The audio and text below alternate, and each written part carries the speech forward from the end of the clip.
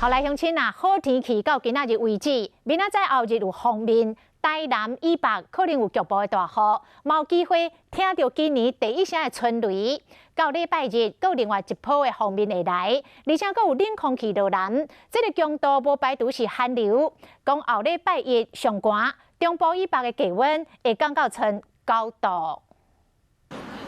今仔日的天气真好，阁出日头，爱好好把握，因为对半时开始阁要变天，而且阁有机会听到今年第一声春雷。不过从明天开始就会有一道锋面比较接近，然后还有西南风增强的影响，所以在礼拜4、礼拜5的话，各地天气都会转为比较不稳定，尤其是中部以北地区，可能会有比较大的雨势发生。那其他的地方也会有一些局部的阵雨，那甚至在中部以北地区是有可能会有雷雨发生的。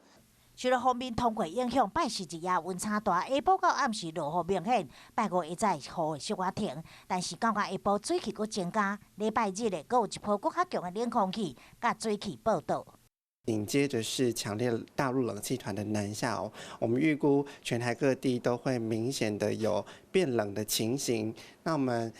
在中部以北地区，可能感受上面会比较明显哦，可能都会有11度到12度左右的低温。那甚至不排除一些近山区或比较空旷的区域，在清晨可能都会有一些10度左右的低温的机会。中部以北上低温来到9度到11度，南部低温嘛只有12度，天气真冷，全台拢有感觉。拜4甲拜52天，若是低温甲水汽有配合，3000公尺以上的高山，包括合欢山，拢有机会落雪。想要看雪朋友来把握机会。